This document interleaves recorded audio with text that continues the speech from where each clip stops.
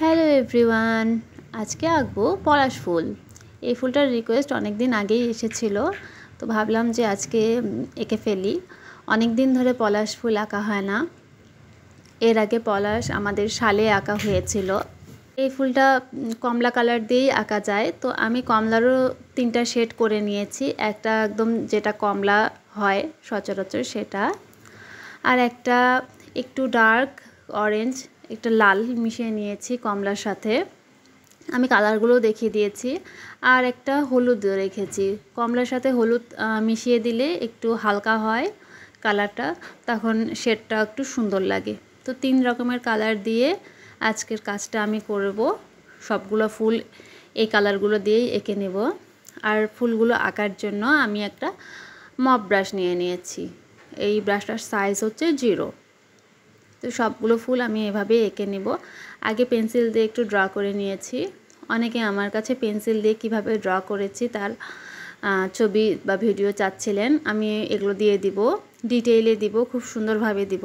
একটু অপেক্ষা করতে হবে, কারণ এখন আমার অনেকগুলো কাজ জমা পড়ে গেছে। পূজার কাজ, রেগুলার অর্ডারের কাজ, কাস্টমাইজ কাজ, সব কিছু মিলিয়ে আবার টিউটোরিয়াল তৈরি করছি।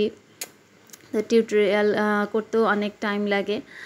তো ওই কাজটা, আঁকাআঁকির কাজটাও আমি আলাদাভাবে দিতে চাচ্ছিলাম, যেন আপনাদের বুঝতে সুবিধা হয়। সেটাও দিয়ে দেব। আর এখন এই যে ডালপালাগুলো করার জন্য সাদা আর কালো এই 2টা রং নিয়ে নিয়েছি। 2টা রং মিশিয়ে দিলে একটু একদম কালো হয় না, একটু অ্যাশ কালার টাইপের হয়। তো সেটা দিয়ে এবং সাইডে একটু সাদার শেড দিয়ে আমি ডালপালাগুলো করে নিলাম। আর আজকে শুধু পলাশ ফুল আঁকবো না, সাথে একটা পাখিও আঁকবো। একটা আমি বুলবুলি পাখি অ্যাড করে দিয়েছি।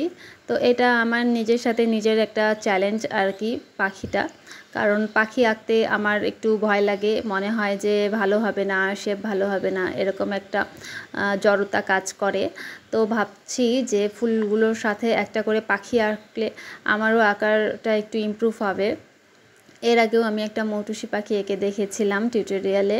আজ আঁকছি বুলবুলি। তো এই বুলবুলিটা কালার করতে বেশ ভালোই সময় লেগেছে।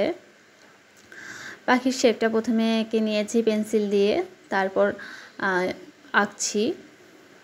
সেম ওই মপ ব্রাশটা দিয়েই আমি আঁকবো। আর ছোটো ছোটো ডিটেলিংয়ের জন্য একটু ডিটেল ব্রাশ দিয়ে একটু করে নিলে, পয়েন্টেড ব্রাশ দিয়ে করলেও হবে। যে আমি পয়েন্টেড ব্রাশ দিয়ে ছোটো ছোটো ডিটেলিংগুলো করছি।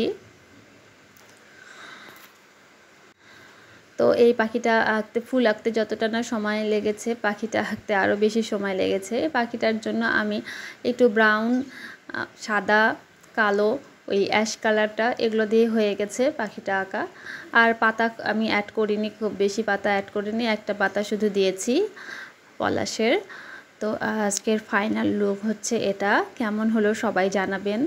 আর কোনো ফুলের রিকোয়েস্ট থাকলেও আমাকে জানাতে পারেন। তো আজ এ পর্যন্তই, টাটা।